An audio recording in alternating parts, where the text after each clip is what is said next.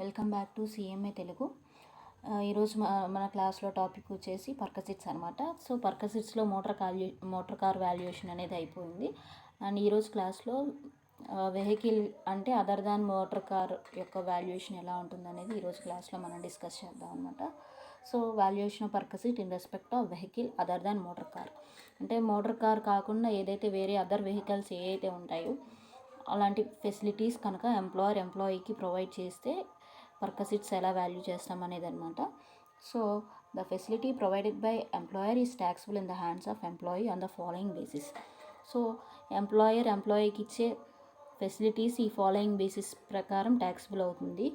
ఎలా అంటే ఒకవేళ ఎంప్లాయర్ ఇచ్చే ఫెసిలిటీ ఏదైతే వెహికల్ ఏదైతే ఉంటుందో అది సొంతది అంటే ఓన్డ్ అండ్ మెయింటైన్డ్ బై అంటే ఓన్ చేస్తున్నాడు అండ్ ఓన్ చేసినా ఆర్ మెయింటైన్ చేసినా సరే ఆ వెహికల్ని అది ఆఫీస్ పర్పస్కి యూజ్ చేయొచ్చు, పర్సనల్ పర్పస్కి యూజ్ చేయొచ్చు అండ్ రెండు పర్పస్లకి యూజ్ చేయొచ్చు అనమాట. సో ఇక్కడ యూజ్ చేసేది ఎవరంటే ఎంప్లాయీ యూజ్ చేస్తున్నాడు అండ్ ఆ వెహికల్ అనేది ఎంప్లాయర్ది. సో ఎంప్లాయర్ ఓన్ వెహికల్ అనమాట. ఆర్ ఎంప్లాయర్ మెయింటైన్ చేస్తున్నాడు ఆ వెహికల్ని. అప్పుడు ఆఫీస్ పర్పస్కి కనుక యూజ్ చేస్తే సేమ్ మోటార్ కార్కి ఎలాగైతే వాల్యూ చేస్తాం అలాగే అనమాట. ఆఫీస్ పర్పస్కి ఏ వెహికల్ యూజ్ చేసినా మోటార్ కార్ యూజ్ చేసినా సరే ఏదైనా సరే ఆఫీస్ అవర్స్లో కానీ ఆఫీస్ పర్పస్ కానీ యూజ్ చేస్తే అది నాట్ ట్యాక్సబుల్ అనమాట. అంటే అది నిల్ అనమాట. నాట్ ఏ ట్యాక్సబుల్ పర్కసిట్ అనమాట. అది ఎగ్జామ్టెడ్ పర్కసిట్. ఆఫీస్ పర్పస్ కనుక వెహికల్ కానీ మోటార్ కార్ కానీ యూజ్ చేస్తే అది ఎగ్జామ్టెడ్ పర్కసిట్ అనమాట. అండ్ నెక్స్ట్ అదే కార్ని మెయింటైన్ చేసే కార్ కానీ ఓన్గా ఉన్న కార్ కానీ ఎంప్లాయీకి ఇచ్చాడు. అప్పుడు ఎంప్లాయీ పర్సనల్ పర్పస్కి యూజ్ చేసుకున్నాడు అనుకోండి. సో ఎలా ట్యాక్సబుల్ చేస్తారంటే M+D మనం నిన్న మోటార్ కార్కి ఎలా అయితే చెప్పుకున్నామో అలాగే అనమాట. పర్సనల్ పర్పస్కి యూజ్ చేస్తే మెయింటెనెన్స్ కాస్ట్ ప్లస్ డిప్రిషియేషన్ అనమాట. సో ఇక్కడ డిప్రిషియేషన్ ఏంటంటే ఒరిజినల్ కాస్ట్ ఆఫ్ వెహికల్ ఎంతైతే ఉంటుందో ఆ ఒరిజినల్ కాస్ట్లో 10% చేయాలన్నమాట. సో ఇది సెకండ్ పర్సనల్ పర్పస్కి యూజ్ చేస్తే మెయింటెనెన్స్ కాస్ట్ ప్లస్ డిప్రిషియేషన్ అనమాట. అండ్ అది ఎవరికి ఛార్జబుల్ అవుతుందంటే స్పెసిఫైడ్ ఎంప్లాయీ. మనం లాస్ట్ క్లాస్లో చెప్పుకున్నట్టు స్పెసిఫైడ్ ఎంప్లాయీ అయితే ఎవరైతే ఉంటారో వాళ్ళనమాట, వాళ్ళకి మాత్రమే అది ట్యాక్సబుల్ అవుతుంది. అండ్ నెక్స్ట్ అదే కారు బోత్ పర్పస్కి పర్సనల్ పర్పస్కి ఆర్ ఆఫీస్ పర్పస్కి యూజ్ చేసుకుంటే ఎలా ట్యాక్సబుల్ అవుతుందంటే reasonable portion of maintenance plus depreciation at the rate of 10% of original cost. So reasonable portion ఎంతైతే రీజనబుల్ పోర్షన్ ఉంటుందో అంత పోర్షన్ వరకు మాత్రమే అది ట్యాక్సబుల్ అనమాట. దాన్నే పర్కసిట్గా వాల్యూ చేస్తారు. అదే ట్యాక్సబుల్గా వాల్యూ ఆఫ్ ట్యాక్సబుల్ పర్కసిట్ ఎంత అంటే రీజనబుల్ పోర్షన్ ఆఫ్ వెహికల్ అనమాట. అంటే మెయింటెనెన్స్ కాస్ట్ అండ్ డిప్రిషియేషన్లో ఎంతైతే రీజనబుల్ పోర్షన్ ఉంటుందో అంత పోర్షన్ మనం ట్యాక్సబుల్ చేస్తున్నాం. ఎవరికి ట్యాక్సబుల్ చేస్తామంటే స్పెసిఫైడ్ ఎంప్లాయీస్కి అనమాట. సో ఇది ఫస్ట్ పాయింట్. ఆఫీస్ పర్పస్కి యూజ్ చేస్తే పర్కసిట్ అనేది ఏముండదు, నిల్ అనమాట. అలా కాకుండా పర్సనల్ పర్పస్కి యూజ్ చేస్తే actual cost plus depreciation at the rate of 10% of vehicle అనమాట. అండ్ నెక్స్ట్ బోత్ పర్పస్కి యూజ్ చేస్తే రీజనబుల్ పోర్షన్ యూజ్ చేయాలన్నమాట. Reasonable portion of depreciation and maintenance cost అనమాట. అండ్ నెక్స్ట్ వచ్చేసి కార్ అనేది ఎంప్లాయీది అనమాట. అని కార్ మెయింటైన్ చేసేది ఎంప్లాయర్ మెయింటైన్ చేస్తున్నాడు. అప్పుడు ఆఫీస్ పర్పస్కి యూజ్ చేస్తే ఏమో నిల్ వస్తుంది, పర్కసిట్ అనేది ఎగ్జామ్టెడ్ అనమాట. అలా కాకుండా పర్సనల్ పర్పస్కి యూజ్ చేస్తే ఎంప్లాయర్ ఇక్కడ కార్ని మెయింటైన్ చేస్తున్నాడు, ఓన్ కార్ కాదు కదా.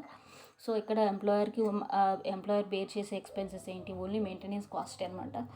సో యాక్చువల్ మెయింటెనెన్స్ కాస్ట్ ఏదైతే ఉంటుందో అదే వాల్యూ ఆఫ్ పర్కసిట్ అనమాట. పర్సనల్ పర్పస్కి యూజ్ చేస్తే అలా అది ట్యాక్సబుల్, అది chargeable in the hands of all employees అనమాట. అండ్ ఇక్కడ అదే వెహికల్ అదర్ పర్పస్ కంటే బోత్ పర్పస్కి కనుక యూజ్ చేస్తే అంటే ఆఫీస్ పర్పస్కి అండ్ పర్సనల్ పర్పస్కి కనుక రెండు పర్పస్లకి యూజ్ చేస్తే ఇక్కడ actual expenditure incurred by the employer as reduced by 900 or as reduced by higher sum if prescribed conditions are satisfied. Same motor కార్కి అయితే ఎలాగైతే ఉంటుందో సేమ్ ఇక్కడ వెహికల్కి కూడా అలాగే. కాకపోతే అక్కడేమో 1800 or 2400లోంచి యాక్చువల్ కాస్ట్ ఇంకర్ అయ్యేది లెస్ చేయాలన్నారు. అలా కాకుండా ఇక్కడ 900లోంచి రెడ్యూస్ చేయాలన్నమాట. యాక్చువల్ ఎక్స్పెండిచర్ ఎంతైతే ఎంప్లాయర్ ఇంకర్ అవుతున్నారో అంత యాక్చువల్ ఎక్స్పెండిచర్ 900లోంచి రెడ్యూస్ చేయాలి. అలా కాకుండా హయ్యర్ డిడక్షన్ ఏదైనా రావాలి అనుకుంటే ఆ ప్రిస్క్రైబ్డ్ కండిషన్ సాటిస్ఫై చేయాలి. అండ్ ఇది ఎవరెవరి హ్యాండ్స్లో ఛార్జబుల్ అవుతుందంటే ఆల్ ఎంప్లాయీ హ్యాండ్స్లో ఛార్జబుల్ అవుతుంది అనమాట. సో ఫస్ట్ది అయితే ఎంప్లాయర్ కార్ మెయింటైన్ చేసిన ఆర్ ఎంప్లాయీ కార్ ఓన్ చేసినా కానీ ఫస్ట్ పాయింట్ అనమాట. సెకండ్ పాయింట్ అయితే ఇక్కడ ఎంప్లాయర్ ఓన్లీ కార్ మెయింటైన్ చేస్తున్నాడు. సో అక్కడ పర్సనల్ పర్పస్కి యూజ్ చేసుకున్నప్పుడు ఓన్లీ మెయింటెనెన్స్ కాస్టే పే చేయాలన్నమాట. ఎందుకంటే ఎంప్లాయర్ ఈ సెకండ్ పాయింట్లో ఓన్లీ మెయింటెనెన్స్ మాత్రమే చేస్తున్నాడు, మెయింటైన్డ్ బై ద ఎంప్లాయర్ అనమాట. అలా కాకుండా థర్డ్ పాయింట్ ఏం చెప్తున్నారు అంటే ఇంకా ఇక్కడ థర్డ్ పాయింట్ అనేది ఏం లేదనమాట. ఓన్లీ ఇక్కడ 2 ఆప్షన్స్ అనమాట. ఒకవేళ ఎంప్లాయర్ ఓన్ చేస్తే ఆర్ ఎంప్లాయర్ ఇక్కడ ఓన్లీ మెయింటెనెన్స్ చేస్తే ఎలా అని చెప్పారనమాట. మోటార్ కార్కి అయితే 4 ఆప్షన్స్ ఉన్నాయి, ఇక్కడ ఓన్లీ 2 ఆప్షన్స్ అనమాట. So valuation of perquisite in respect of vehicle other than motor car అయితే ఓన్లీ 2 ఆప్షన్స్ అనమాట. Employer owned and maintain by the employer or only maintain by the employer. Only maintain by the employer అయితేనేమో only maintenance cost వస్తుంది. అలా కాకుండా own చేస్తున్నాడు ఇంకా maintain కూడా చేస్తున్నాడు అంటే ఆ కార్ని ఆయనే మెయింటైన్ చేస్తున్నాడు, ఆయనే ఓన్ చేస్తున్నాడు, అప్పుడు actual cost plus maintenance cost ఇవ్వాలి. అలా బోత్ పర్పస్కి యూస్ చేస్తేనేమో రీజనబుల్ పోర్షన్ ఇవ్వాలి.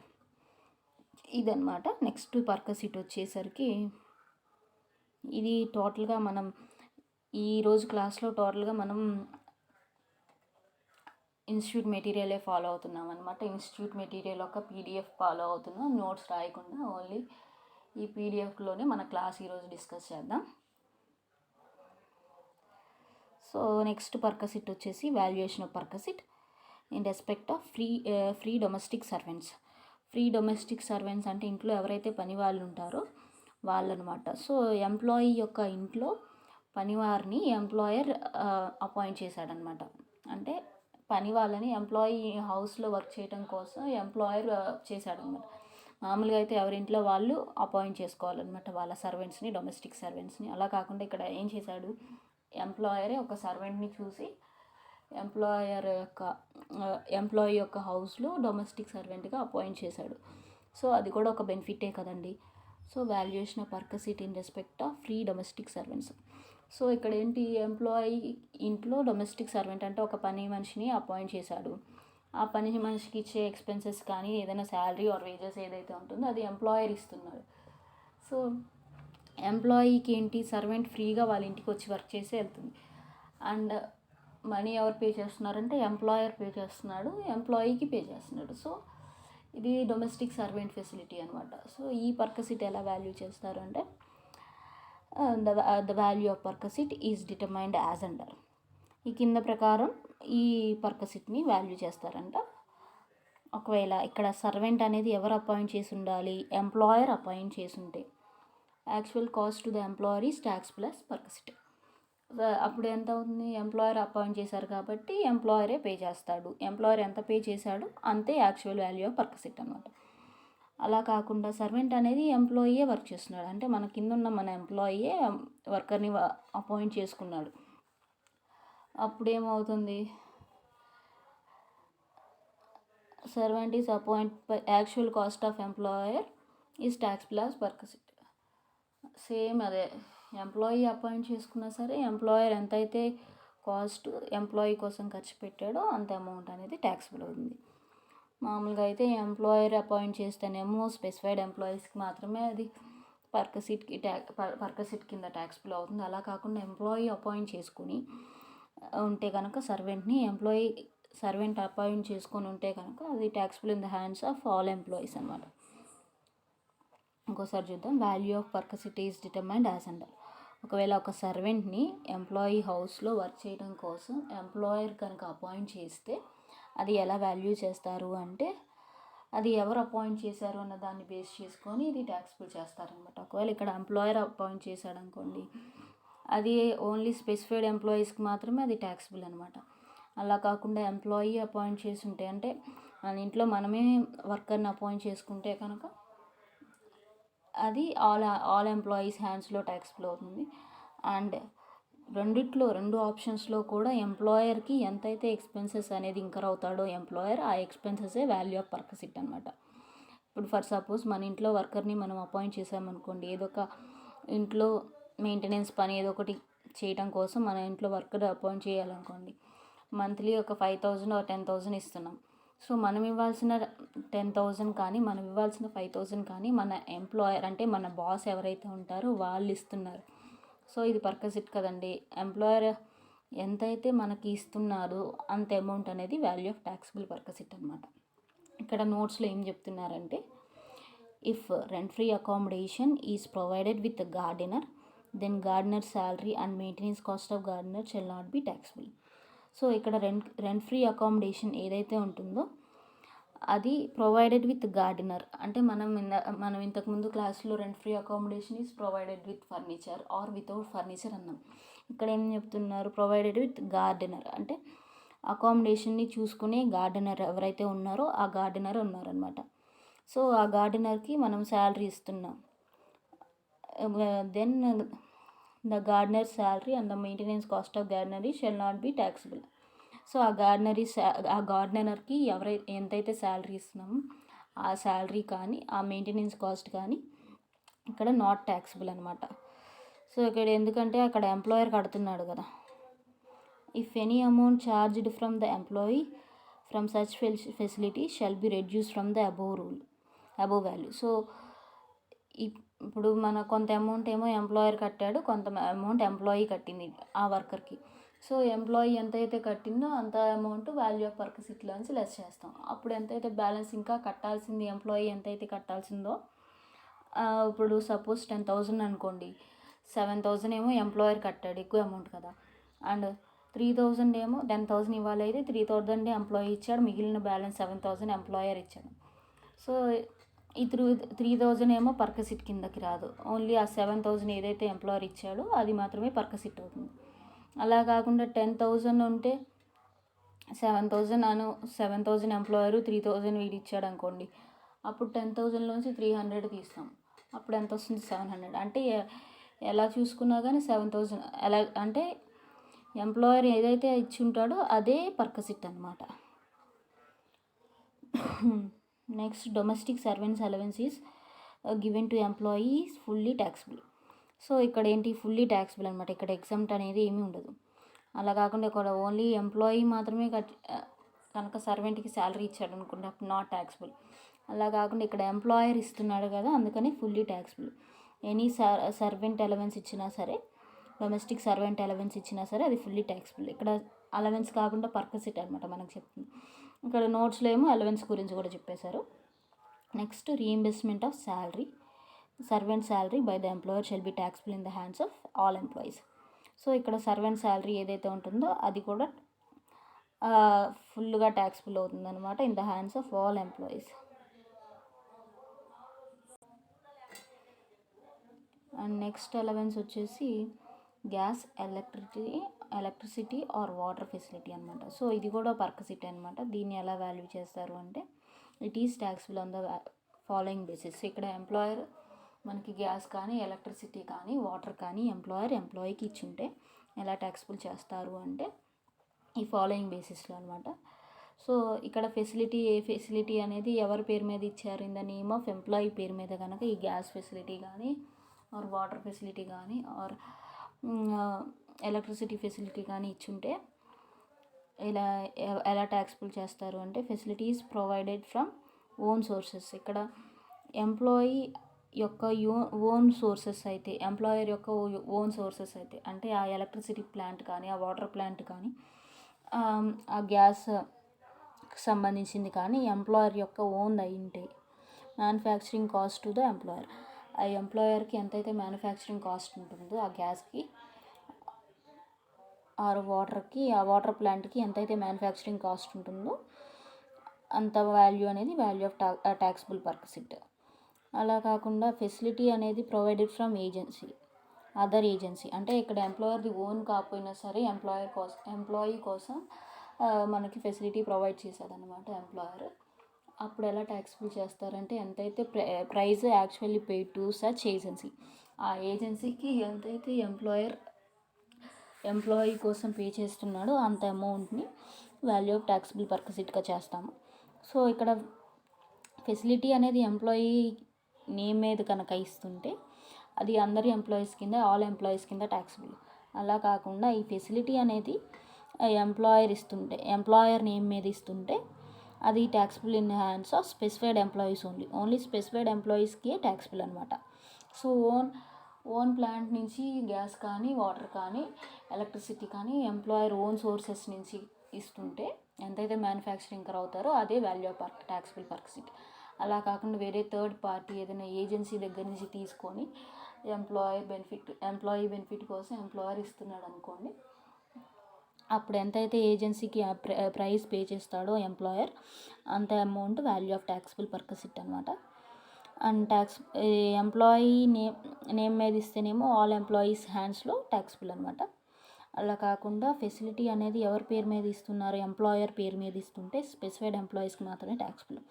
ఇక్కడ నోట్ ఏం చెప్తున్నారంటే, wear the employee is paying any amount for such facility, the amount so paid by the employee shall be reduce from the value determined above.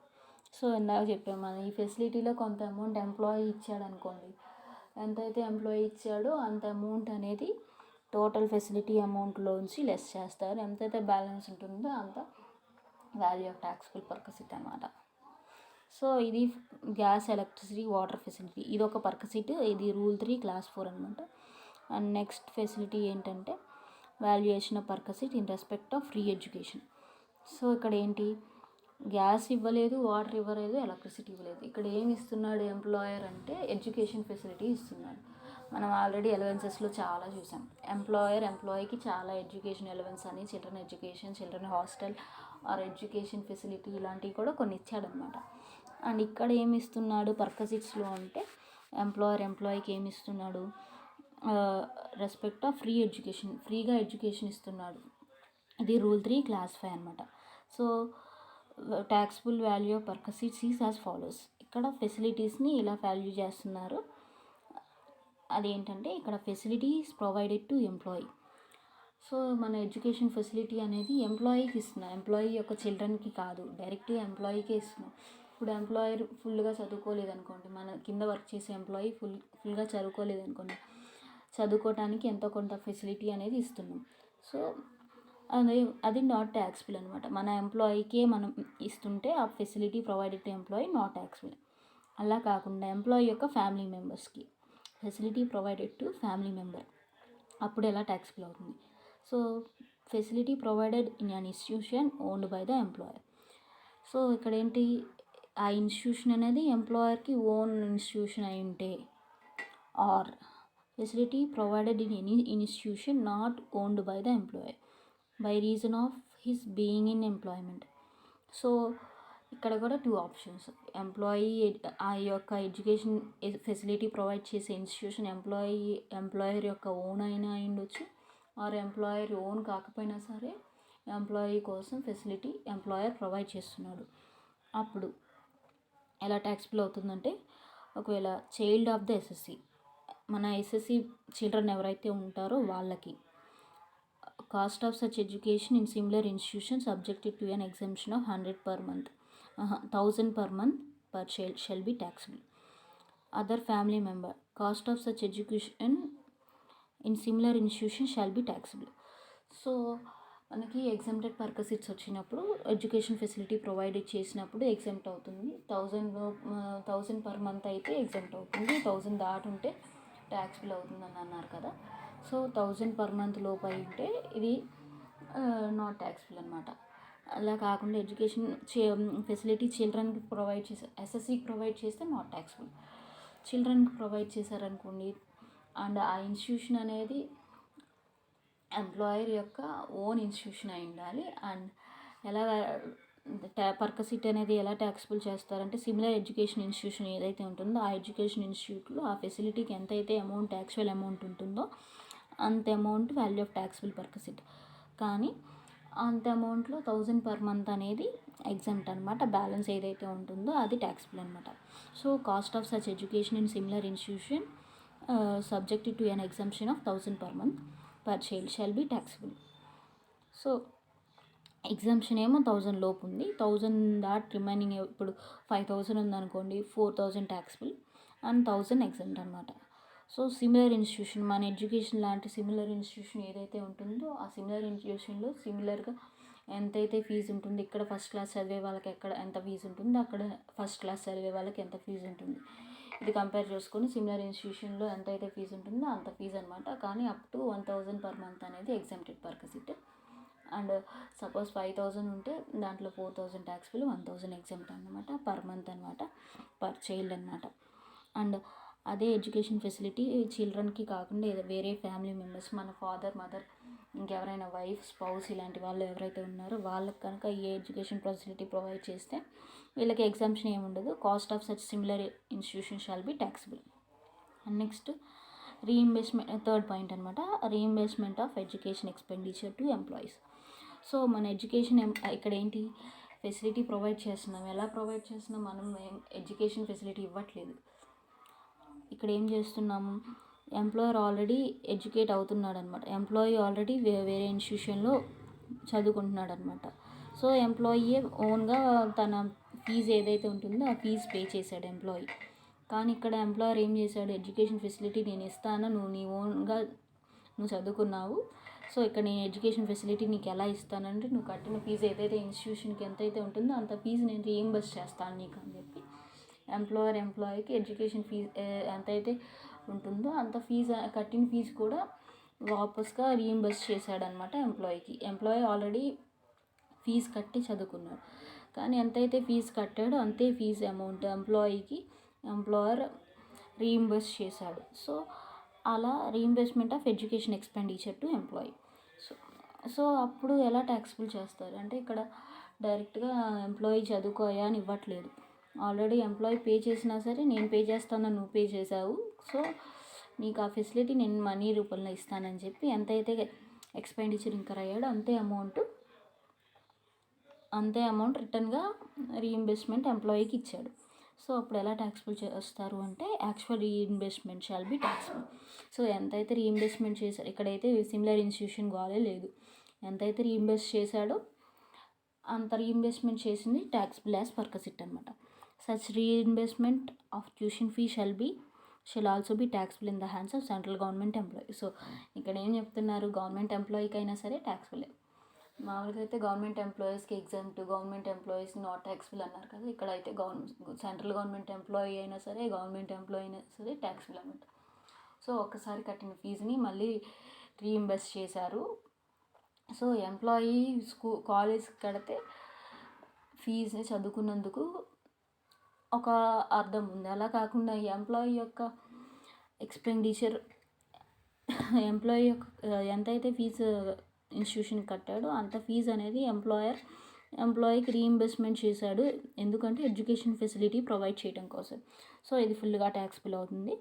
And ఎంతైతే reimbursement చేశాడో tuition fee అంత fee ఫుల్గా ట్యాక్సిబుల్ అవుతుంది. And ఇది central government ఎంప్లాయీస్కి కూడా taxable, even though government employees it is taxable as full అనమాట. ఇది taxable purpose it. Next who is chargeable in case of reimbursement or school fee of family member of the employee paid by the employer directly to school. So ఇక్కడ reimbursement అనమాట, ఇది reimbursement కేసులో కానీ or school fee of family member of employee paid by the employer directly to school.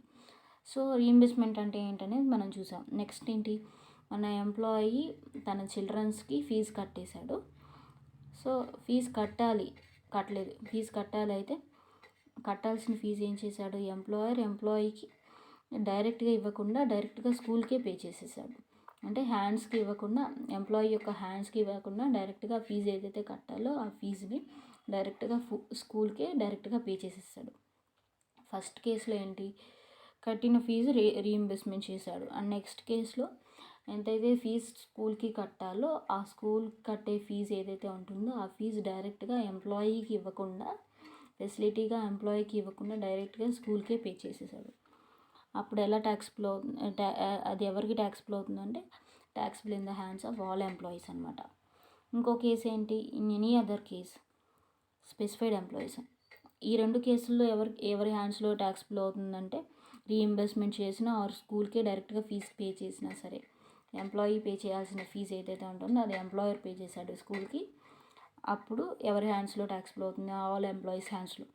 అలా కాకుండా ఇంకెనీ other case అయితే specified employee హ్యాండ్స్లో మాత్రమే taxable అవుతుంది. నోట్స్ ఏంటంటే 1000 per month per child shall be exempted without any restriction on number of children. So మనం ఇది exempted పర్పసెస్లో తెలుసుకున్నాం అనమాట. 1000 per month per child అనేది, ఇది ఇక్కడ ఏంటి 1000 per month ఎడ్యుకేషన్ ఫెసిలిటీ అనేది దాని వరకు అయితే ఎగ్జామ్టెడ్ పర్పసిటీ అనమాట. ఇక్కడ చిల్డ్రన్స్కి ఏం రెస్ట్రిక్షన్ లేదు, 2 children ఉండాలి, 1 children ఉండాలని ఏ రెస్ట్రిక్షన్ లేదు. సో 1000 per month, ఎంత 10 మంది పిల్లలు ఉన్నా సరే 1000 per month. 1000 దాటిందా ట్యాక్స్ బిల్, 1000 లోపు ఉంటే ఎంతమంది చిల్డ్రన్ ఉన్నా సరే ఎడ్యుకేషన్ ఫెసిలిటీ అనేది 1000 per month వరకు, పర్ మంత్ పర్ చైల్డ్ వరకు ఎగ్జామ్ట్ అనమాట. And next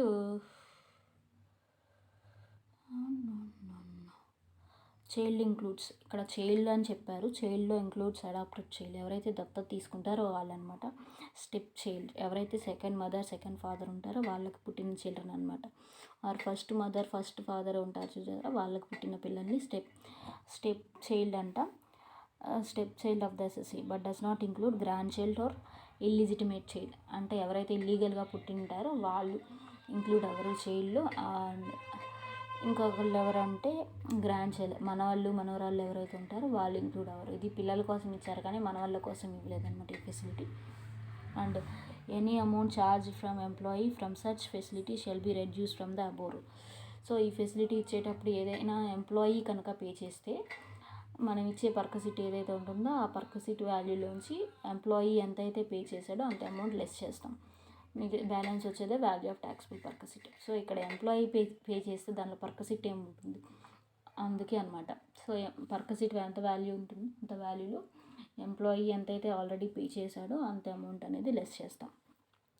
and next contribution made under an educational trust created for children of A particular group of employees is not taxable.